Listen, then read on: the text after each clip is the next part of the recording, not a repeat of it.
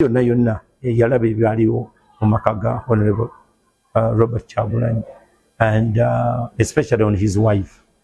Ebikolwa ebyo tubivumirira nnyo. Amagye gaffe gamanyiddwa ng'ag'empisa wonna gye galaga. Kati abantu abamu ab'olubatu empulunguse nga bwe tukiyita mu Luganda be baagala okuvumisa eggye lya Uganda oba abasirikale ba poliisi aba Uganda. Tulina abantu be tumanyi, abantu balamu abatasobola kukola bintu ebyo. Naye so ebikolwa ebyo bibi nnyo naddala ku mukyala maama w'eggwanga.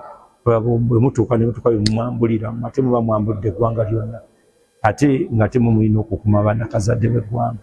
So abakola ekintu ekyo beenenye Uganda esobole okugenda mu maaso kubanga si kya buntu.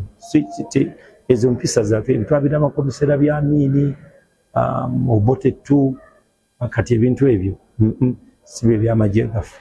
Tulina officers abantu balamu nno, abantu abatasobola yadde okulagira ekintu ng'ekyo era bakoze ekyo kyammwe mwe mwakyekoledde mmwe kibambadde tukyakyambaza b'amagye kubanga tusula nabo tubeera nabo tulya nabo bakoddomi baffe baganda baffe si bwe babeeramu ebyo. So n'olw'ensonga eyo abakoze ekyo mukyambadde kyammwe era mulina okukyenenya okukivaamu.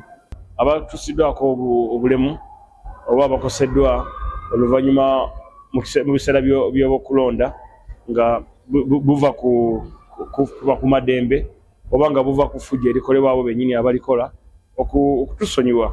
Nensaba wabeerewo enkola ey'okusonyiwagana n'okukolagana okubeera omuntu omu. Wamu nensaba Pastor Kayanja n'omukyala basabire eggwanga lyaffe tudingane tukolagane. Nensaba ne muto wange Kyagulanyi abeeyo gye yeekukumye ajje tumutwala wa muzeeyi atule ne mukulu we Jeno Muhoozi wabeerewo okukaanya ku bitambudde bulungi.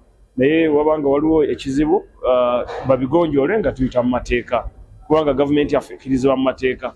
Ate ne mbasaba n'abaana abeesimbyewo sayidi zombi omuntu omutuufu yawangula oleme kubba muntu oba kunyaga muntu buwanguzi bwe ate ng'awangudde.